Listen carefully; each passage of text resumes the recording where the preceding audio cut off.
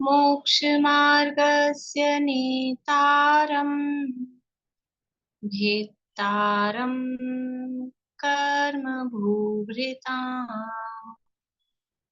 ज्ञातारं विश्वतत्त्वानां वन्दे तद्गुणलब्धये वन्दे तद्गुणलब्धये। मोक्षमार्ग के नेता एवं कर्म पर्वतों के भेदक और विश्व के सब तत्वों के ज्ञायक चेतन संवेदक सद्गुण आप समान प्राप्त हो यही भावना पाकर देव विनय पूर्वक करूं वंदना बारंबार जिनेश्वर देव बारंबार जिनेश्वर।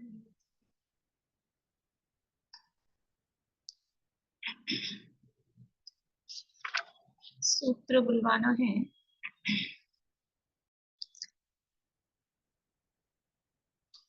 तत्वार सूत्र नामक महाशास्त्र है आचार्य उमा स्वामी महाराज द्वारा रचित। इसके अंतर्गत तीसरे अध्याय की चर्चा अपनी चल रही है, अधोलोक का वर्णन, और उसमें नरक पृथ्वियों की चर्चा चल रही है। नरकों में घूम रहे हैं, नरकों में अब वैसे नहीं घूम रहे हैं, अब गे रूप से उनका ज्ञान कर रहे हैं। लेकिन वहां की कैसी कैसी परिस्थितियां हैं, कितनी कितनी वहां की वो भूमियां, उनकी मोटाई कैसी है, फिर उसमें किस तरह से जो नारकियों के रहने के स्थान है जिन्हें बिल कहा गया, 84 लाख बिल हैं, कितने कितने बिल हैं बताएंगे? सातों पृथ्वियों में कितने कितने बिल हैं?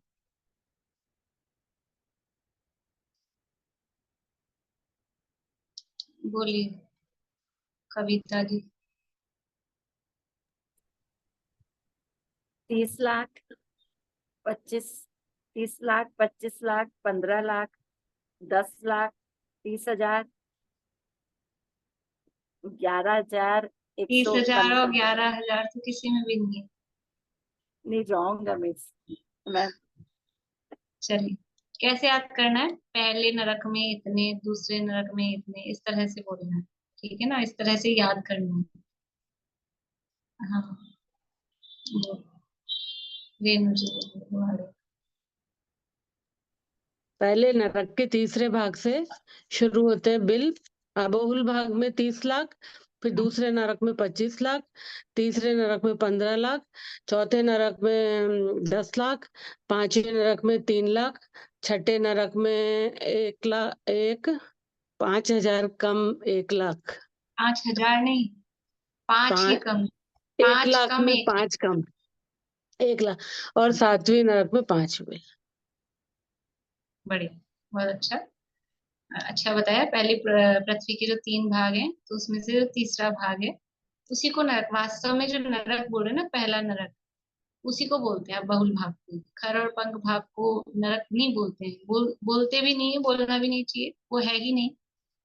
लेकिन जो पृथ्वी है, तो वो पृथ्वी पूरी रत्न प्रभा है, पूरी रत्न प्रभा पृथ्वी में ही खर भाग है, पंख भाग है। लेकिन जब भी हम नरक बोलेंगे तो अब बहुल भाग को ही समझ के उसको नरक बोलते हैं। तो ये बिलों की चर्चा की थी भी, वो बिलों की रचना कैसी है कि 3 प्रकार के बिल हैं, इंद्रक, श्रेणीबद्ध और प्रकीर्णक। फिर उनकी संख्याएं बताई, कितने कितने हैं। पटलों की बात की कि प्रत्येक भूमि में कितने कितने पटल हैं, 13, 11, 9, 7, 5, 3 और 1, इस तरह से पटल हैं। और फिर कल हमने देखा था कि वहाँ जो उनका उत्पत्ति स्थान है, जिसे उपाद बिल कहा जाता है, वो किस तरह के हैं, नारकियों का जन्म किस तरह से होता है, और जन्म होते से ही क्या उनके साथ बीतती है, जन्म होते से ही उनके साथ में क्या होता है, वो सारी चर्चा कुछ अपन ने कल देखी थी। अब यहाँ जो इन सूत्रों में कहा है, नारकियों के दुखों का वर्णन कह रहे हैं कि नारकियों के जो है निरंतर ही अशुभतर लेश्या। तो लेश्या की चर्चा अपनी कल चल रही थी। लेश्या का मतलब क्या है? लेश्या किसे कहते हैं? लेश्या किसे कहते हैं?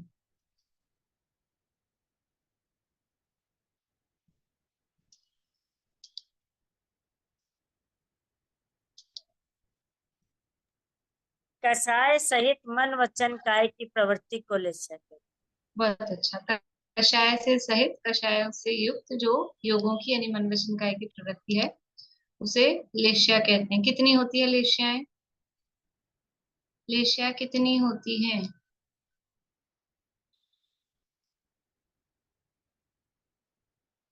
बढ़िया, उंगली से आप लोग दिखा रहे हैं, 6 होती हैं। कौन कौन सी 6 हैं? बोलिए, सारिका जी बताएंगे आप नाम? कृष्ण, नील, कपोत, पीत, पद्म, शुक्ल। बहुत अच्छा। ये 6 लेशियां हैं, कृष्ण, नील, कपोत, पीत, पद्म और शुक्ल। कल बहुत संक्षेप में अपन ने उनके लक्षण देखे थे, किस तरह के जीवों के।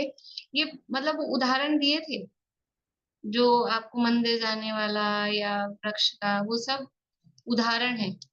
वो उदाहरण दिए थे, मतलब इस तरह के जैसे परिणाम है, तो वो लेशिया उस हिसाब से उस लेशिया रूप परिणाम उसको कहा जाता है। बेसिकली बाहर में तो जो क्रियाएं होती हैं वो होती हैं, लेकिन धर्म के संबंध में अगर इस तरह के परिणाम हैं, वो उस लेशिया के संबंध में कहे जाते हैं। तो जो 4 गतियां हैं, 4 गतियों में से नरक गति में अशुभ लेशियाएं ही होती हैं। कौन सी अशुभ?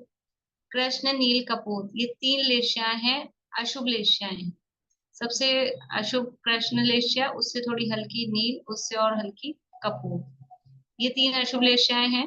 और शुभ लेशियाओं में पीत सबसे कम शुभ है, फिर पद्म उससे अधिक शुभ है, और शुक्ल और भी उज्जवल है। ऐसे ये 3 शुभ लेशियाएं हैं। तो देवगति में अम, पर्याप्त अवस्था में, यानी जब वो जन्म हो जाता है, पर्याप्त हो जाते हैं, उसके बाद तो उनकी शुभ लेशियाएं होती हैं, पर जन्म के समय अशुभ लेशिया भी पाई जाती है। पर मुख्य रूप से देवगति में शुभ लेशिया, नरक गति में अशुभ लेशिया, और मनुष्य और तिर्यंचों में 6 लेशियाएं पाई जाती है। मनुष्य और तिर्यंचों में 6 लेशियाएं पाई जा सकती है। तो वहां तो ऑप्शन नहीं है, वहां तो जो लेशिया है नरक में, अभी बता रहे हैं किस नरक में कौन सी लेशिया है, वो वही रहती है। पर मनुष्य और तिर्यंचों में चेंज होती रहती है अपने परिणामों के हिसाब से, प्रवृत्ति के आधार पे वो लेशियाओं में परिवर्तन होता रहता है। अब नरकों में जहाँ जो लेशिया है, तो वही लेशिया फिक्स है। देखो, लेशिया 6 तो अ, केवल बताने के लिए कहीं, जैसे कलर्स कितने होते हैं? प्राइमरी कलर्स 5 कलर कहें, लाल, पीला, नीला, काला, सफेद, 5 कलर होते हैं। लेकिन लाल रंग क्या एक ही प्रकार का होता है? लाल रंग एक ही प्रकार का होता है। कितने शेड? मैचिंग सेंटर वाले के चले जाओ, तो एक लाल रंग के ही कितने सारे आपको दिखाएगा। ब्लाउज लेना हो कि पेटीकोट लेना हो, तो कितने शेड? कलर वाले के चले जाओ, पेंट कलर वाले के कितने शेड होते हैं। तो ऐसे ही लेशिया कहने के लिए 6 कहे हैं, लेकिन एक कृष्ण लेशिया में भी बहुत सारे वेरिएशन है, शुक्ल लेशिया में भी बहुत सारे वेरिएशन है, पीत पद्म, सभी लेशियाओं में वेरिएशन बहुत है।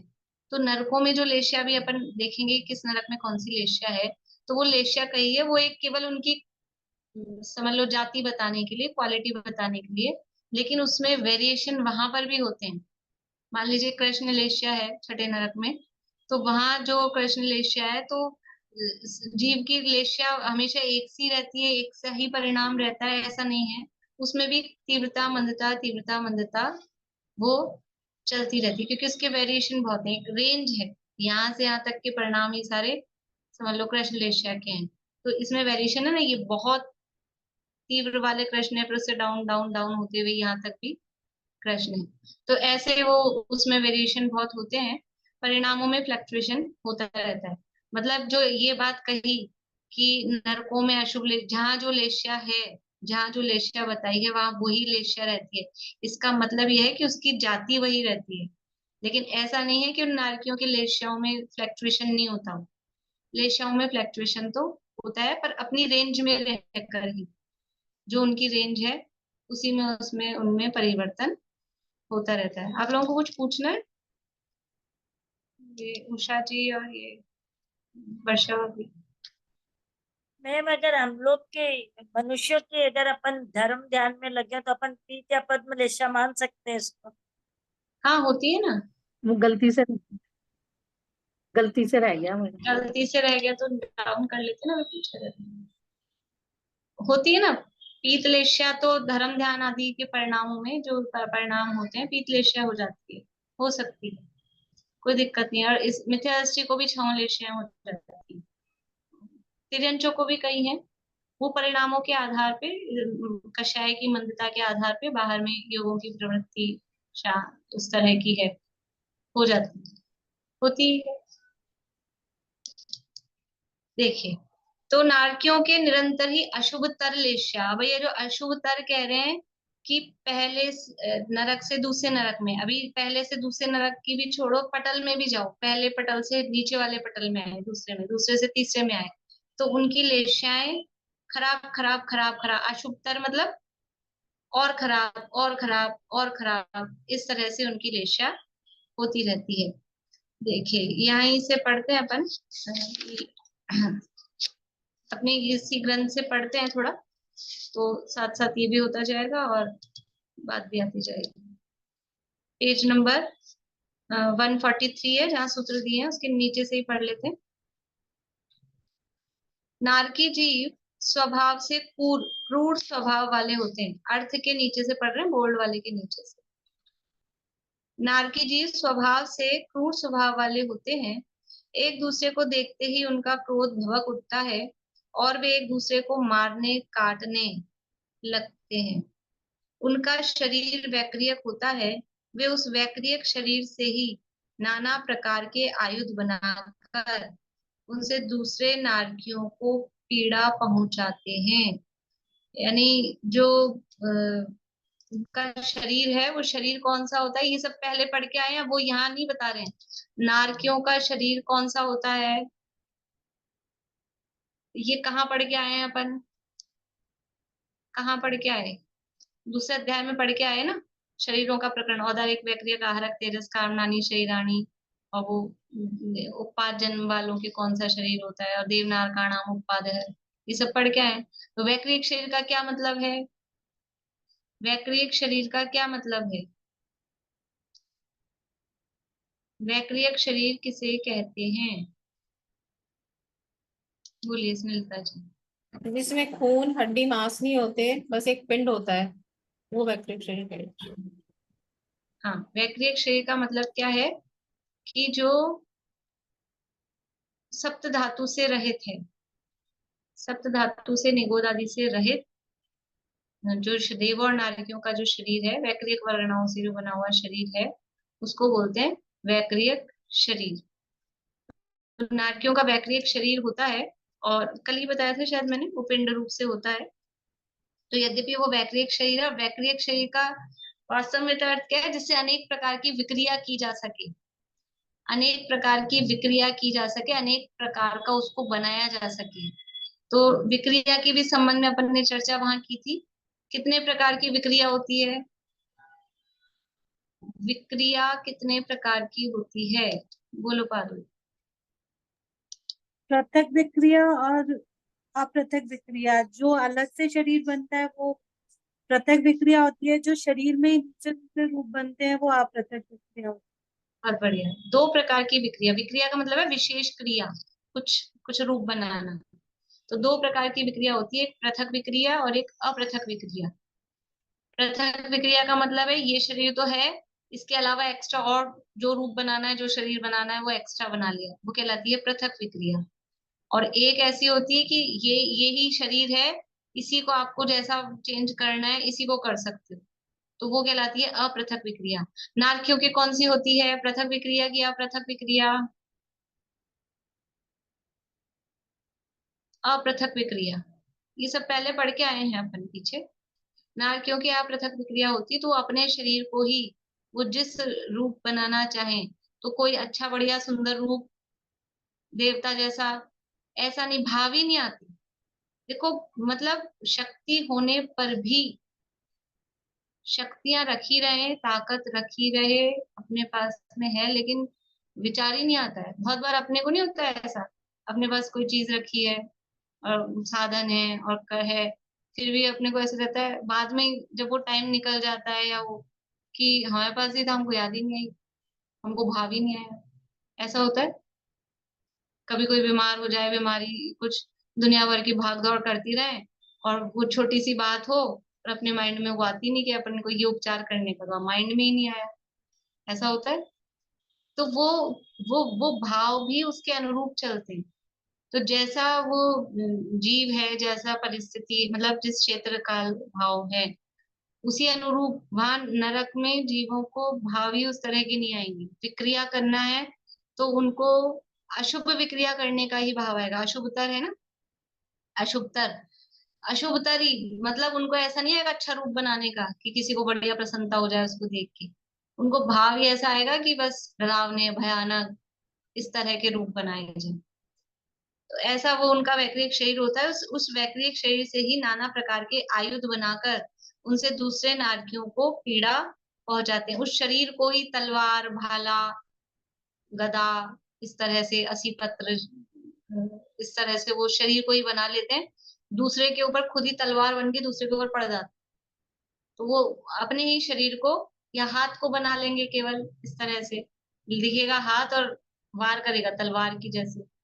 शरीर को अनेक प्रकार के रूप बनाकर पीड़ा कराते हैं।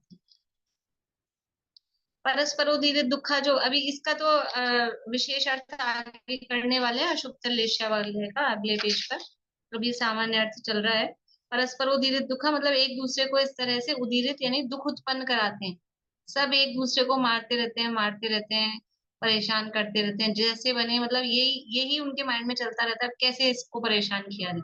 जो उनका 24 घंटे हैं, मतलब रात बात वहां होती नहीं है, निरंतर यही चलता है कि कैसे दूसरे को कष्ट दिया जाए। इसी इसी यही सोच में उनकी बुद्धि शक्ति वो सब इसी में लगी रहती है, किस तरह से एक दूसरे को परेशान किया जाए। बस अपनी कोई सोचता ही नहीं। वो कोई विरले जीव हैं, विरलों में भी असंख्य आते हैं जो वहां पे फिर सम्यक दर्शन कर लेते हैं, अपने बारे में विचार कर लेते हैं। बाकी सब मार काट में लगे रहते हैं। तीसरे नरक तक देवों का भी गमन होता है।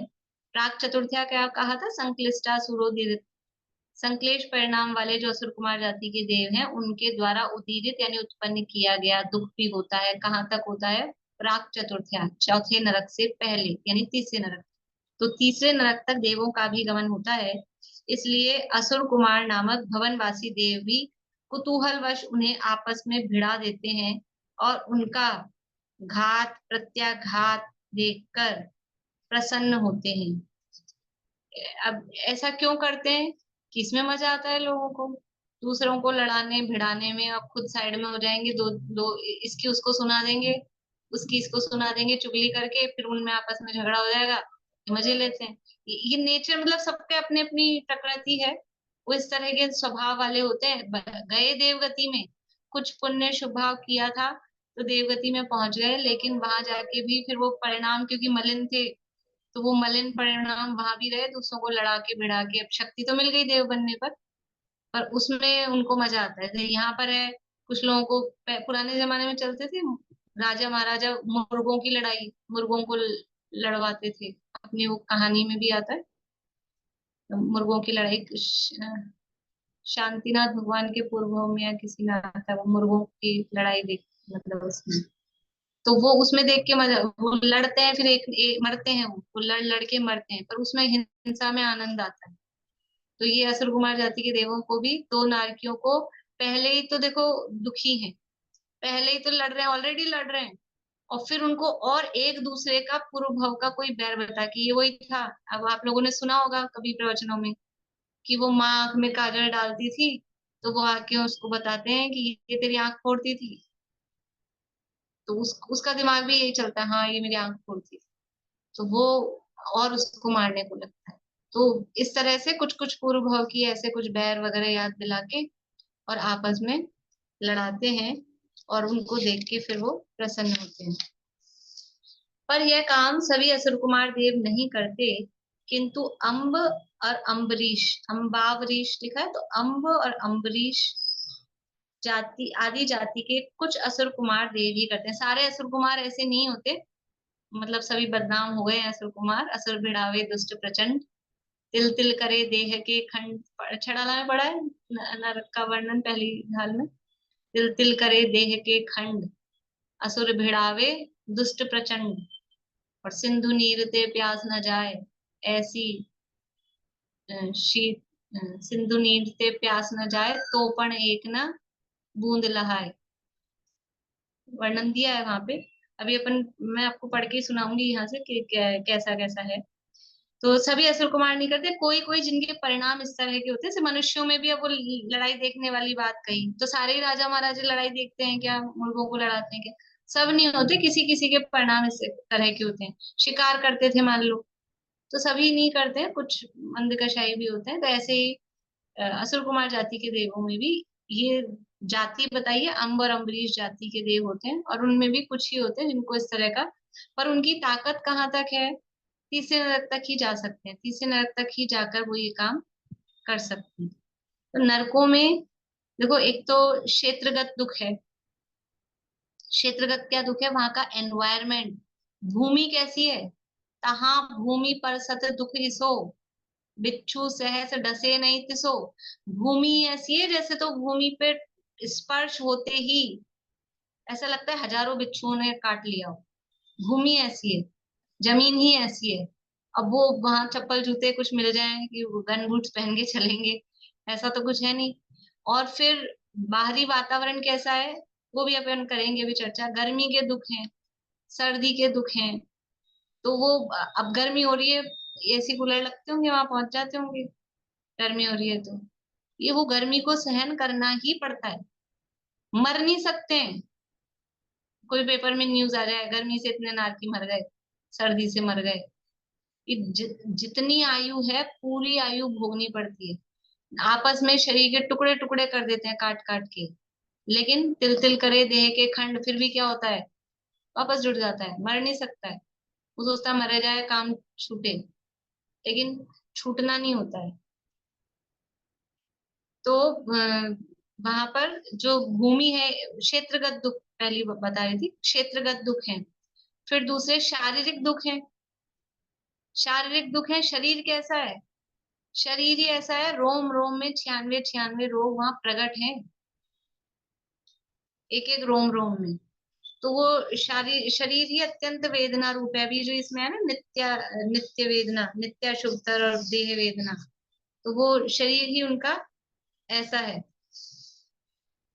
और फिर ये असुर कुमार जाति के देव जो दुख देते हैं, तो असुरकृत दुख है। और फिर मानसिक दुख, कि ये हम क्यों ये कष्ट भोग रहे हैं, वो मानसिक दुख अलग है। तो शारीरिक वेदना, मानसिक वेदना, क्षेत्रगत वेदना, और असुर कुमार देवों के द्वारा उत्पन्न की गई, इस तरह से 4 प्रकार के कष्ट है। लेकिन ये जो असुर कुमार वाले जो दुख हैं वो तीसरे नरक तक ही हैं, उसके नीचे 3 प्रकार के ही ये कष्ट कहे गए हैं।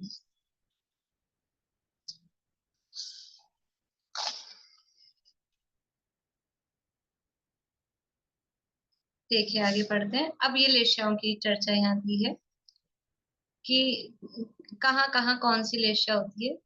तो पहली और दूसरी पृथ्वी में कपोत लेश्या है। यहाँ कापोत छपा है, ज्यादातर कापोत छापते हैं, लेकिन सही होता है कपोत। शुद्ध जो है वो कपोत होता है, कापोत में। तो पहली और दूसरी पृथ्वी में कपोत लेश्या है, यानी पहले नरक में और दूसरे नरक में। तो कृष्ण से चालू करना चाहिए था ना, कृष्ण फिर नील फिर कपोत। कपोत से स्टार्ट कर रहे हैं क्योंकि नीचे नीचे जाएंगे तो अशुभतर होगी। मतलब पहले नरक, अच्छा पहले नरक में दुख ज्यादा है कि दूसरे तीसरे चौथे नरक में, कहाँ दुख ज्यादा है? नीचे नीचे नरकों में दुख ज्यादा है।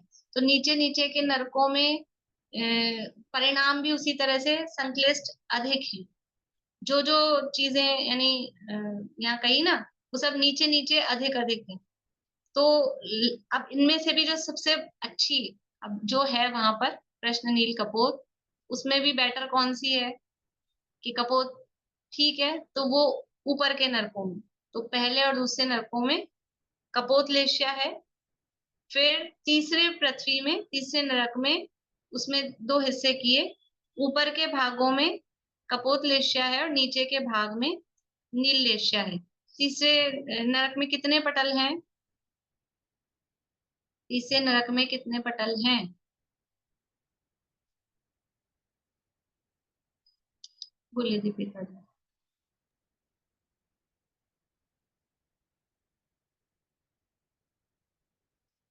हाँ अंकल सही दिखा रहे हैं, 9। तीसरे नरक में 9 है ना, आपकी आवाज नहीं आ रही थी दीपिका जी। 9 पटल हैं, 13, 11 और 9। तो 9 पटल हैं, तो उनमें से कुछ पटलों में कपोत लेश्या है और कुछ पटलों में फिर नील लेश्या है। तो नीचे के भाग में नील लेश्या है, ऊपर के भागों में कपोत लेश्या है। फिर चौथी पृथ्वी में कंप्लीटली नील लेश्या है, चौथे नरक में नील लेश्या है। पांचवे में फिर वैसे ही ऊपर के भाग में नील लेश्या और नीचे के भाग में कृष्ण लेश्या। पांचवें नरक में कितने पटल हैं? पांचवें नरक में कितने पटल हैं? 6 पटल तो किसी भी नरक में नहीं है। पांचवें नरक में 7 कैसे होंगे? पांचवें नरक में 5, ये आसान है। पांचवें नरक में 5 पटल है, फिर पांचवें में 5 है, फिर छठे में 3 है, फिर सातवें में 1 है। ठीक है ना?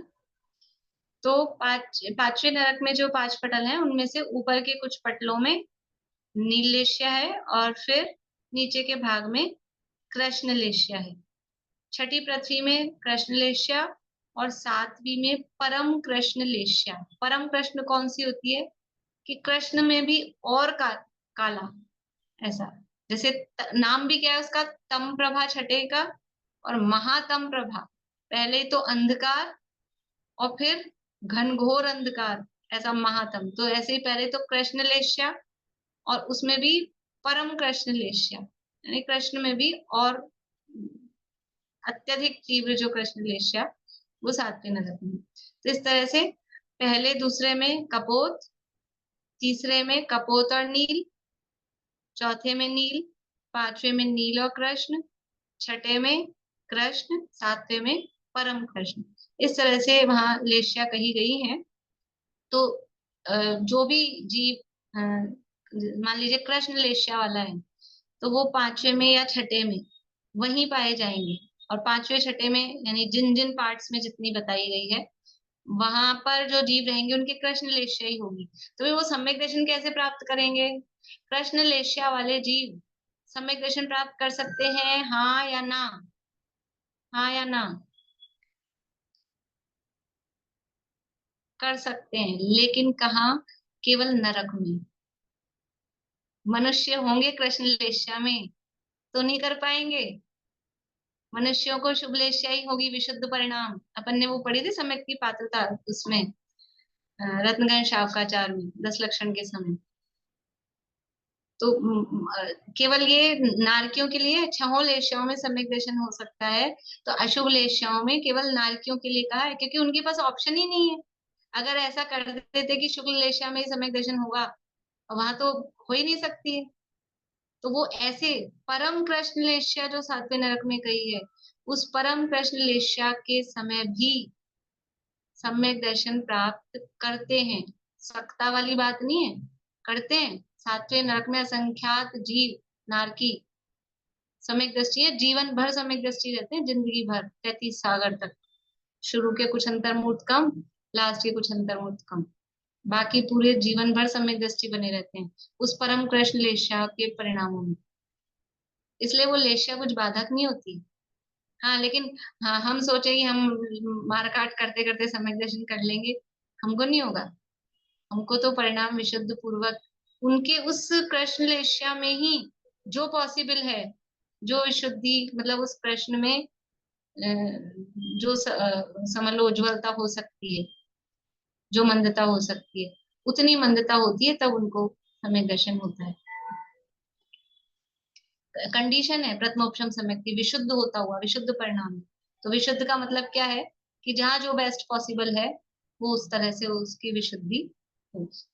इस तरह से ये इस प्रकार नीचे नीचे के नरकों में ऊपर के नरकों से अधिक अशुभ लेश्याएं होती है। यह भाव लेश्याओं का कथन है। यदि किसी की बुक में द्रव्य लेश्या छपा है तो उसको ठीक कर लें, वैसे होगा नहीं। अगर किसी की में ये लाइन में यह भाव लेश्याओं का कथन है, ये है लाइन। अगर किसी की में द्रव्य लेश्या छपा हो, पुरानी जो थी फर्स्ट एडिशन उसमें मिसप्रिंट है, देखिए यहाँ पे पीडीएफ में तो ठीक है, यह भाव लेश्याओं का कथन है। और आप लोगों के पास भी जहां तक है नए एडिशन ही होंगे, लेकिन फिर भी किसी के हो तो ठीक कर लें। भाव लेश्याएं निरंतर बदलती रहती है, पर वे भी स्वस्थान के अनुसार ही होती हैं। इसका क्या मतलब है? भाव लेश्याएं निरंतर बदलती रहती है कि ये जो लेश्या का परिणाम है हर समय एक सा नहीं रहता, बदलता रहता है। पर वह भी स्वस्थान का मतलब जहां जो पॉसिबल है। स्वस्थान मतलब जिस नरक में, मान लीजिए जो कही पहले नरक में कौन सी लेश्या है, कपोत लेश्या, तो अब आपने कहा भाव लेश्या निरंतर बदलती रहती है, तो कपोत से कृष्ण हो जाएगी क्या, कपोत से नील हो जाएगी क्या, या कपोत से पीत हो जाएगी क्या? तो वो नहीं होगी नरकों में। स्वस्थान मतलब जो इनकी, जो मैंने शुरू में ही कहा था ना, कपोत लेश्या कही है, कपोत में भी रेंज है, उस रेंज में ही आप घूम सकते हो। जैसे होता है गाय के गले में रस्सी बांध दी, वो रस्सी की एक लंबाई है, तो उस जितनी लंबी रस्सी है उतनी वो थोड़ा घूम सकती है, उससे आगे नहीं जा सकती। तो वो एक रस्सी बंधी हुई है कि ये आपकी रेंज है कपोत लेश्या में। इसी में ऊपर नीचे कमती बढ़ती होता है। तो ये भाव लेश्याओं का कथन है। एक लेश्या दो प्रकार की, भाव लेश्या और द्रव्य लेश्या। ये जो सारी चर्चा चल रही भावों के हिसाब से, उसी को भाव लेश्या बोलते हैं। और द्रव्य लेश्या तो शरीर के रंग को द्रव्य लेश्या कहा गया है, उसका कोई खास मैटर नहीं, उससे कोई फर्क नहीं पड़ता शरीर का रंग कैसा भी हो, लेकिन फिर भी शरीर के रंग को भी लेश्या के अंतर्गत, द्रव्य लेश्या के अंतर्गत लिया गया है शास्त्रों में। यहाँ उसका प्रकरण नहीं है। उन नारकियों के परिणाम, शरीर की आकृतियां, वेदना और विक्रिया भी नीचे नीचे के नरकों में अधिक अशुभ होते हैं। परिणाम जो है, तो परिणाम का अर्थ ये जो दिया ना सूत्र में, परिणाम देह वेदना विक्रिया, तो परिणाम शब्द से जो भाव है ना, अपने जो भाव, वो वाले परिणाम नहीं लिया मुख्य रूप से। यहाँ परिणाम शब्द से जो स्पर्श रस गंध वर्ण, जो क्षेत्र के निमित्त से जो होते हैं, वो परिणाम लिया है। और भाव भी ले सकते हैं, लेकिन भाव उसमें आ ही गए हैं लेश्याओं में। तो जो वहां के जो परिणाम है, यानी उनके जो स्पर्श रस गंध वर्ण है शरीर के भी, और क्षेत्रगत भी जो स्पर्श रस गंध वर्ण है, वो अशुभ अशुभ होते जाते हैं नीचे नीचे के नरकों में। शरीर की आकृतियां भी अत्यंत अशुभ होती है, देखते डर जाए आदमी, इस तरह से अशुभ आकृतियां। वेदना भी अशुभ होती जाती है, मतलब और तीव्र और तीव्र और भयंकर और भयंकर ऐसी वेदना। और विक्रिया भी नीचे नीचे के नरकों में अधिक अधिक अशुभ होती है। अब यहाँ ये दुख बता रहे, ये भी पढ़ लेते हैं, इसको पढ़ के पूरा करते हैं, फिर अपन और चर्चा बाद में करेंगे एक्स्ट्रा। पहली दूसरी तीसरी और चौथी पृथ्वी में मात्र उष्ण वेदना वाले बिल, अभी जो कहा था कि जो क्षेत्रगत दुख है, तो क्षेत्रगत में शीत और उष्ण के दुख हैं। कैसी सर्दी और कैसी गर्मी होती है, कैसी सर्दी और कैसी गर्मी होती नरक में? मेरु समान, पढ़ा है, मेरु समान लोह गली जाए, ऐसी शीत उष्णता था। इतनी भयंकर गर्मी हो कि सुमेरु पर्वत जितना 1,00,000 योजन का लोहे का गोला हो, वो गर्मी से पिघल जाए, इतनी तेज गर्मी। और सर्दी कैसी होती है कि वैसा ही 1,00,000 योजन का लोहे का गोला हो, तो सर्दी ऐसी है कि सर्दी से फट जाए, क्षार क्षार हो जाए सर्दी के कारण। इतनी भयंकर सर्दी और गर्मी होती है। तो ऐसा नहीं है कहीं भी, मतलब मौसम चेंज होते रहते हैं कि अभी गर्मी पड़ रही है, 6 महीने गर्मी और 6 महीने सर्दी, कि 8 महीने गर्मी और 4 महीने सर्दी, ऐसा नहीं है। जिन बिलों में गर्मी है उन बिलों में हमेशा गर्मी ही रहती है। जिन बिलों में सर्दी है उन बिलों में हमेशा सर्दी ही रहती है। तो जब गर्मी लगती होगी तो उधर पहुंच, जैसे अपने को यहाँ गर्मी लगती है अभी गर्मी के दिनों में, तो हम चले जाते हैं शिमला, मसूरी, नैनीताल। तो ऐसे घूमने फिरने का कि नहीं, जो जिन बिलों में उत्पन्न हुए हैं वो उन बिलों से कभी जीवन भर बाहर नहीं निकल सकते। वज्र की दीवारें हैं, मतलब देख नहीं सकते एक दूसरे को कि इधर उधर किसी और बिल वाले को देख लें, कर लें या चले जाएं। ऐसी कोई उनके पास ऑप्शन नहीं होता। तो 1 से लेके 4 नरक तक तो टोटल गर्मी वाले, उष्ण वेदना वाले बिल हैं। पांचवी पृथ्वी में, पांचवी पृथ्वी में बिल कितने हैं टोटल? पांचवी पृथ्वी में कितने बिल हैं? 3 लाख। ठीक है, तो 3 लाख में से 2 लाख बिल तो हैं उष्ण वेदना वाले ऊपर के, और नीचे के 1 लाख बिल हैं वो शीत वेदना वाले। यानी पांचवी पृथ्वी में दोनों तरह का है। 2/3 है, 3 लाख में से 2/3 है वो उष्ण वेदना वाले हैं, और 1/3 है वो शीत वेदना वाले हैं। तो पांचवी पृथ्वी वाले नारकी इधर उधर शिफ्ट हो सकते हैं क्या? कि नहीं है, जो जिन बिलों में उत्पन्न हुए हैं वो उन्हीं बिलों में रहते हैं। छठी और सातवीं पृथ्वी के बिल शीत वेदना वाले ही हैं। गर्मी के दुख ज्यादा होते हैं कि सर्दी के दुख ज्यादा होते हैं? दुख तो दुख है, आप क्या कंपैरिजन करा रहे हो? लेकिन ये नरक, नरक में, क्योंकि ये कहा है ना नीचे नीचे के नरकों में दुख अधिक है, दुख अधिक है ये कहा है, तो नीचे के नरकों में क्या है? सर्दी। इसका मतलब है सर्दी के दुख अधिक हैं। और सर्दी में भी पांचवें नरक के जो 1 लाख बिलों में सर्दी है, छठे नरक के बिल में जो सर्दी है, सातवें नरक में जो सर्दी है, तो पांचवे से छठे में, छठे से सातवें में और तीव्र, और तीव्र माइनस में टेम्परेचर जाता है ना जैसे, तो वो उतना उतना माइनस में बढ़ता जा रहा है। और गर्मी, गर्मी ऊपर ऊपर के नरकों में ज्यादा है क्या? कि गर्मी भी नीचे नीचे के नरकों में, पहले से दूसरे में गर्मी ज्यादा है, दूसरे से तीसरे में, तीसरे से चौथे में, चौथे से पांचवे के जो 2 लाख बिल हैं गर्मी वाले, उनमें अधिक है। और फिर उसके बाद में पांचवे के 1 लाख बिल, छठे और सातवें में सर्दी के दुख हैं। ये सब दुख, ये किसी और की चर्चाएं चल रही हैं क्या?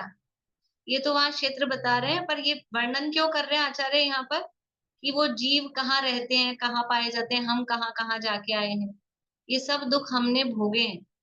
ये सब एक एक नरक के एक एक कोने को छान के आए हैं बराबर, ये कहाँ कहाँ कैसा है, सब जगह जाकर आए हैं भूतकाल में, पंच परावर्तन के क्रम में। पर अब ऐसी स्थितियां हमारी नहीं होगी।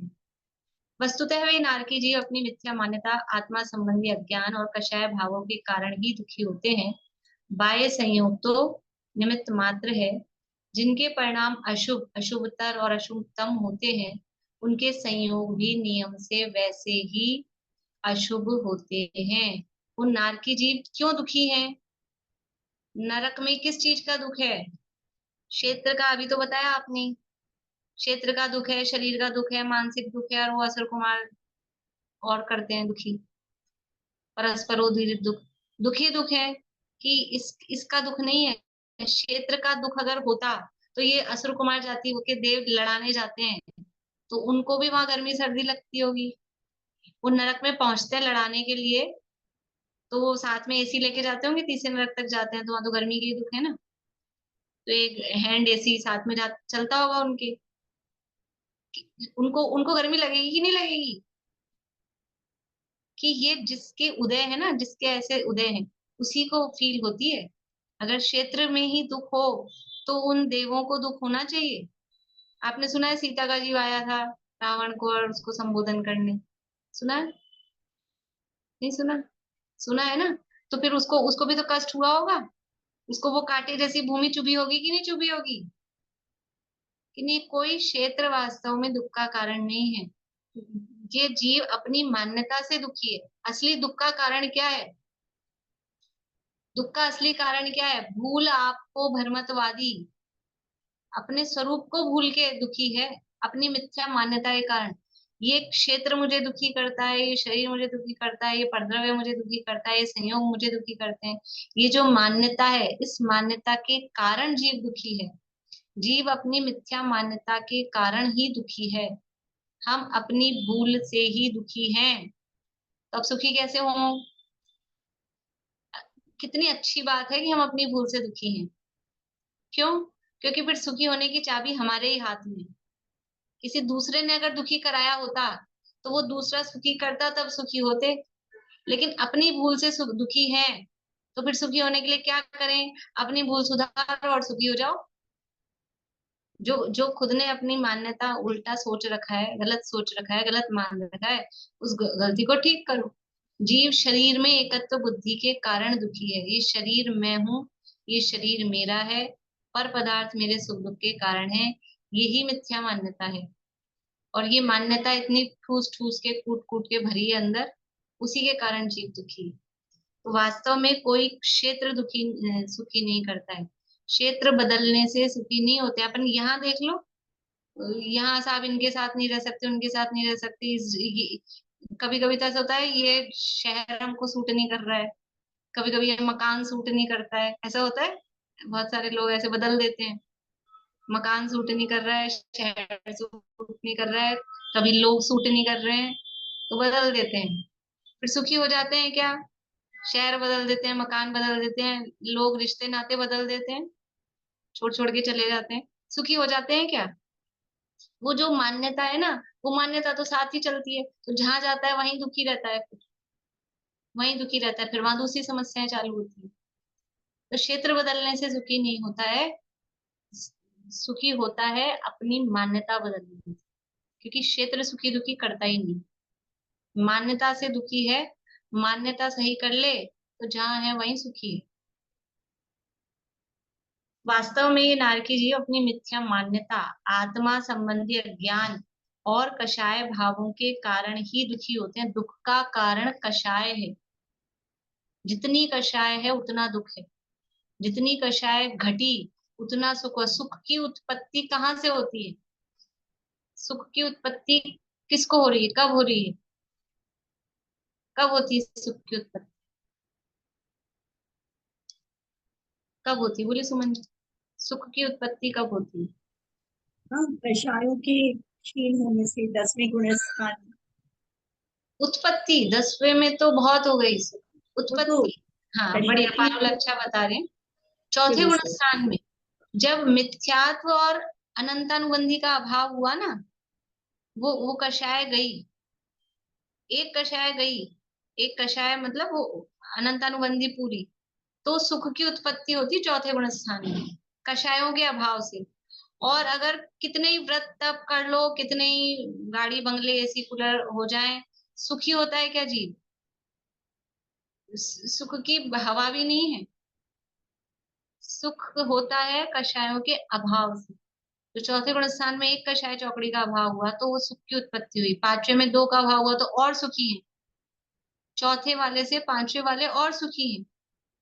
और पांचवे वाले से भी जो छठे सातवें गुण स्थान वर्ती मुनिराज हैं, 3 कषाय का अभाव हो गया। अनंतानुबंधी है, प्रत्याख्यान प्रत्याख्यान, 3 मतलब 12 चौकड़ी है ना।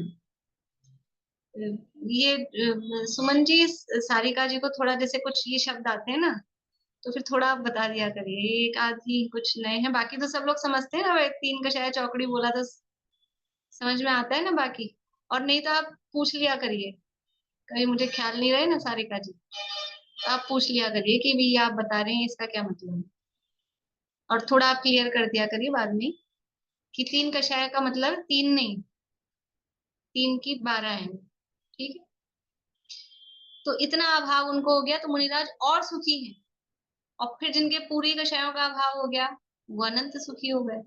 तो कषायों से जीव दुखी है। हम खुद फील कर सकते हैं इस चीज को कि जितनी हमारी कषायें चल रही होती ना, अशांति रहती है मन में, और किसी दिन कषाय नहीं हो ज्यादा, ये मन शांत है तो सुखी फील करते हैं। तो जब यहाँ थोड़ा सा भी उसमें कमी आती है कषायों में, तो हम थोड़ी शांति फील करते हैं। तो हमको ये क्यों नहीं समझ में आता है कि ये कषायों से दुख है वास्तव में। बाहरी क्षेत्र से, परिस्थिति से, व्यक्ति से, वस्तु से सुख दुख का कोई संबंध नहीं। जब मन अच्छा होता है तो वही व्यक्ति वही वस्तु बढ़िया लगता है, और जब मन खराब हो, मन खराब मतलब वो अंदर कषाय, तो वही व्यक्ति वही वस्तु खराब लगती है। तो जीव अपनी वास्तव में मिथ्या मान्यता यानी मिथ्यात्व, आत्मा संबंधी अज्ञान और कषाय भावों के कारण ही दुखी होते हैं। बाह्य संयोग तो निमित्त मात्र हैं, जिनके परिणाम अशुभ, अशुभतर और अशुभतम होते हैं, उनके संयोग भी फिर वैसे ही होते हैं। परिणाम जैसे हैं तो संयोग भी फिर वैसे ही मिलते हैं, वो भी वैसे ही अशुभ अशुभ संयोग उनको मिलते हैं। अतः जिन लोगों को नरकों में प्राप्त होने वाले उक्त दुखों से बचने की भावना हो, यदि ये भावना है दुखी नहीं हूं, ऐसे दुख नहीं मिले, तो उन्हें वस्तु स्वरूप को समझने का प्रयास करना चाहिए, अपने आत्मा को जानना पहचानना चाहिए और कषाय भावों का त्याग कर अपने आत्मा में ही समा जाना चाहिए। सुखी होने का एकमात्र सिंगल उपाय है, यही उपाय, और कोई उपाय नहीं, कोई रास्ता नहीं। सुखी होने का एक ही रास्ता है। कुछ भी कर लो, कभी भी कर लो, आज मानो, कल मानो कि अनंत काल बाद मानो, यही मानना पड़ेगा। अगर सुखी होना है तो यही उपाय है, क्योंकि दुख के कारण यही है, इसके अलावा और कोई दुख का कारण नहीं। हम किसी दूसरे उपाय से सुखी हो जाएंगे, हम तो विषय भोग भोग भोग के सुखी हो जाएंगे, उनको इकट्ठा कर करके सुखी हो जाएंगे। नहीं हो सकते, इम्पॉसिबल है, इम्पॉसिबल। क्योंकि वहां सुख है ही नहीं। सुख नाम की शक्ति किसमें है? सुख नाम की शक्ति तो मुझ में है, तो बाहर में है ही नहीं कहीं। वो मुझे सुखी कर ही नहीं सकते।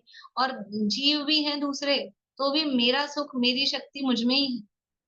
कोई पर जीव भी मुझे सुखी दुखी नहीं कर सकते, तो वस्तुओं की तो बात ही क्या है, क्षेत्र की तो बात ही क्या है। इसलिए सुखी होने का एकमात्र यही उपाय है। जैसे ये यहाँ नारकियों की बात की, अब मुझे थोड़ा, अभी तो क्या है, एकदम ऐसा हो गया उपसंहार जैसा, तो मुझे और यहाँ बताना था। अब कल करें उसकी चर्चा, फिर ज्यादा वो भी हो जाएगा, टाइम भी अपना एक्स्ट्रा हो जाएगा। कल मैं आपको फिर वापस से, अभी तो अपने हुआ है थोड़ा, नरकों में किस तरह के दुख हैं, किस तरह से वो वहाँ दुख होते हैं, और थोड़ा डिटेल में उनके शरीर की ऊंचाई वगैरह ये सारी भी चर्चा अपने को करनी है। कल करते हैं फिर अपन विशेष रूप से। अभी भाभी ये हम्म। जैसे परम कृष्ण लेश्य बताइए 7वीं में, और सम्यक दर्शन हो जाए तो भी यही रहेगी, तो इसका मतलब वो परिणाम नहीं मान सकते। अनंतानुबंधी चली गई तो जैसे वो पेड़ का उदाहरण है ना, कि पेड़ को पूरा काट दे, ऐसे तो नहीं रहते होंगे उनके।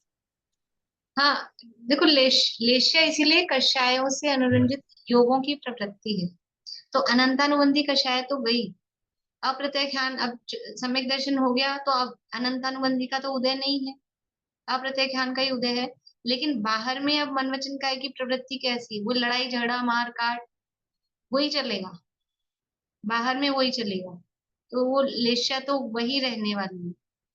अब वो जो पेड़ का जो उदाहरण दिया है, वो पेड़ का उदाहरण तो स्थूल उदाहरण है। उदाहरण स्थूल ही होते हैं, एक देशी होते हैं, और मुख्य रूप से जहाँ सब पे लागू पड़ जाए उस तरह के बताए जाते हैं। पर यहाँ तो अब सम्यक दृष्टि को उसके योग्य ही, अनंतानुबंधी में जैसी होती है वैसी वहां नहीं होगी, लेकिन रहेंगी बाहर में उसी तरह की। जैसे समझ लो कि सम्यक दृष्टि है, मान लो कि रामचंद्र जी युद्ध कर रहे हैं, है ना, और वो रावण मान नहीं रहा है और फिर लड़ने आ रहा है। तो अब वो युद्ध में जब लड़ाई कर रहे हैं तो या फिर नरक का ही ले लो, श्रेणिक राजा के जीव है, शायिक सम्यक दृष्टि है। अब वो शायिक सम्यक दृष्टि हो गए, तो अब कोई मारने आ रहा है तो कि साहब मैं तो कैसे मारूं, परजीव की हिंसा कैसे करूं, किसी को इस तरह से मारना भी तो हिंसा ही है ना, जान से नहीं भी मारे तो ये भी हिंसा है। तो मैं तो संकल्प हिंसा का तो मैं त्यागी हूँ। तो वहां नरक में संकल्प हिंसा का त्यागी किस तरह से चलेगा? वो मारेगा भी, पिटेगा भी। वो जो दूसरे को मार रहा है तो वो अकेला ऐसा नहीं कि अपने बचाव में ही मारते हैं, नरक में सम्यक दृष्टि नार की भी वैसे भी मारेंगे। तो वो बाहर में वो सब चलेगा, लेकिन अंदर में, कि मैं अंदर में मान्यता बदली है, मैं इसको मार सकता हूँ, ये जो मान्यता है ये मिथ्यार्थ है, ये मान्यता उनकी निकल गई। अंदर एक श्रद्धान एक अलग चलता है, बाहर में थोड़ी क्रिया वो अलग चलती रहती है, लेकिन एक श्रद्धान अलग चलता रहता है। आप लोग थोड़ा नोटिस किया करिए अब ये जो चीज है ना अपनी लाइफ में, कि अपना श्रद्धान क्या है और अपनी क्रिया क्या चल रही है, अपन मानते क्या है। मतलब कोई धार्मिक ऐसा श्रद्धान नहीं पर जैसे कभी कभी होता है कि अपने को विश्वास है ये व्यक्ति नहीं मानेगा, अपनी नहीं मानेगा, फिर भी अपने को थोड़ा क्रिया में क्या आता है, कह देते हैं, समझा देते हैं, और भी अंदर से ये रहता है थोड़ा मानने वाला है नहीं। तो ये इस तरह की, मतलब ये उदाहरण दिया है, इसी तरह की और भी चीजें होती है अपने जीवन में। तो एक श्रद्धान अलग चलता है और बाहर में क्रिया, वो क्रिया है वो स्थूल परिणामों के हिसाब से तत्कालीन जो कषायों की होती है उसके हिसाब से वो प्रवृत्ति चलती है। बोलो पाली। भाभी तो इसका मतलब तो ये हुआ कि 7वें नरक का जीव भी सुखी होता है। हाँ सुखी होता है ना, इसीलिए बाहर नारक कृत दुख भुगते, अंतर सुख रस गटा गटी। इसलिए कह रहे सुख दुख का संबंध नरक स्वर्ग से है ही नहीं। नरक का स्वर्ग का देव महादुखी, वो जो विमानवासी उठाए सम्यक दर्शन बिन दुख पाए। वो देव कम दुखी है क्या? बहुत दुखी है देव भी। वो दुखी हो सकते हैं मिथ्या दृष्टि है तो। और 7वें नरक का नार की सम्यक दृष्टि है पर सुखी है। पर उसको तो असाता वेदनीय का ही उदय है, तो सुख का अरे कैसे अनुभव होगा? असाता का ही उदय नहीं होता है, पर असाता का उदय प्रमुखता से होता है। कंटिन्यू एक उदय तो रहता ही नहीं, पर वो साता का बहुत हल्का अनुभाग वाला क्षणिक होता है तो समझ नहीं आता। ये बाहरी शारीरिक दुख बाहरी दुख है, अंदर आत्मिक सुख है। इंद्रिय जनित दुख है लेकिन अंदर आत्मिक सुख है उसको, और वास्तव में वही सुख है। ये तो जो हम जिसे सुख दुख मान रहे हैं वो तो सुख दुख है ही कहाँ। सुख दुख है मान्यता में। देखो सीता सुखी है कि दुखी? रामचंद्र जी के साथ वन में है। अच्छा महल सुखी करते हैं कि वन वन दुखी करता है? महल सुखी करते हैं कि वन दुखी करता है? अंजना महलों में है लेकिन दुखी दुखी दुखी, और सीता वन में है लेकिन सुखी। इसलिए कोई क्षेत्र कोई सुखी दुखी करने में समर्थ नहीं है। बोलिए। दीदी फिर वो बोलते हैं अति संक्लेश भाव में आयु का बंध नहीं होता, तो फिर उनका आयु का बंध कैसे होगा जब देखो उनके तीव्र परिणाम? वो अति संक्लेश तो यहाँ ऐसे बता रहे हैं, लेकिन आयु बंध के योग्य जो अति संक्लेश है वो और एक्स्ट्रा अलग, वो और अति एक्स्ट्रा होता है। ये तो इसी में अति बता रहे हैं, ठीक है, इसलिए इन्हीं में आयु का बंध। मैम जो तीर्थंकर प्रकृति का बंद कर रहे हैं, तो जो इतना मतलब वहां पे दुख है, क्लेश है, संक्लेश है, तो फिर उसमें वो उनके और पाप कर्म के बंद नहीं होते? जो इतना वहां पे सब लड़ाई सम्यक झगड़ा दृष्टि हो मार गए काट। ना, सम्यक दृष्टि हो गए तो 41 प्रकृतियों की बंध विच्छित्ति हो गई। 41 प्रकृतियां तो बनती नहीं है पाप वाली, तो जो 41 छूटी है ना 41, आपने याद किए कि नहीं किए? किए ना? किए थे, हाँ तो हाँ। वो सब एक इंद्रिय स्थावर आधा, दो इंद्रिय तीन इंद्रिय, और खोटे संस्थान खोटे सहनन, ये सब अशुभ प्रकृतियां सब छूट गई हैं। और जो घातिया कर्म है वो बनते हैं, तो वो बनते हैं, वो पाप रूप है ही, वो सबको ही बनते हैं। तो उसमें भी भले ही बाहर में मारकाट चल रही हो लेकिन अंदर श्रद्धान बदल के ना, इस चीज से समझ में आता है क्रिया से बंद नहीं हो रहा। बंद असली हो रहा है अपनी मान्यता से। मिथ्या दर्शन अवृति प्रमाद कषाय योगा बंद हेतु। बंद के हेतु कौन कौन है? ये मान्यता है। ये नहीं कहा कि किसी को मारना काटना ये बंद का कारण है, वो नहीं कहा। तो उसके हिसाब से उनका जो कुछ बंद असर होता नहीं है होगा? उनको अपनी रेंज में ही बंद होता है। उनको जो 71 प्रकृति का बंध हो सकता है, 72 प्रकृति का बंध हो सकता है, उसी का होता है। तो उसी में अनुभाग में जैसे परिणाम चलते हैं तो थोड़ा बहुत ऊपर नीचे उसी में होता है। तो वो वही करते जाते हैं उनके मतलब अपने अंदर के परिणामों की वजह से वो वहीं पे उनके क्षय होते जाते हैं, कर पाप कर साथ में अपने परिणामों की वजह से। क्षय होने का क्या मतलब? क्षय मतलब जो उदय में मतलब आप, जो पाप बंद हो रहे हैं वो मतलब हाँ वहीं तो पे वो जो खत्म हो भी जाएंगे? खत्म पूरे खत्म होंगे ऐसा नहीं है, यथा योग्य जैसे भी होंगे वहीं की वहीं खत्म हो जाएंगे ऐसा नहीं। जो जिस भी स्थिति के हिसाब से जो भी बंधे हों फिर उस तीर्थंकर प्रकृति का बंद जो कर रहे हैं उनके लिए बोल रही हूँ स्पेशली। तीर्थंकर प्रकृति का बंध भी कर रहे हैं ना, तो वो उनको और पाप तो बंधेंगे नहीं ना। ये जो मैंने कहा ना जो अशुभ प्रकृतियां हैं वो तो पहले ही छूट गई ना उनकी। अशुभ तो छूट ही गई है, पाप में तो घातिया की बची, बाकी और अशुभ प्रकृतियां तो बंधन वैसे ही छूट गया उनका। 41 में आ गई है, लगभग लगभग सारी, लगभग आ गई है। और अरति बाकी में जो शोक होता है ये तो सब वो है ना, उनके भय जुगुप्सा। फिर जब वो श्रेणी आदि चढ़ते हैं ना, श्रेणी आदि के काल में फिर सबका अनुभाग घात, स्थिति घात, संक्रमण, वो सब हो जाता मतलब प्रकृति बंद हो गया, फिर वो धीरे धीरे जब जन्म लेंगे तो वो सब खत्म है। होती हाँ, जाएगी वो। सब हो जाता है। बोलिए मीठा।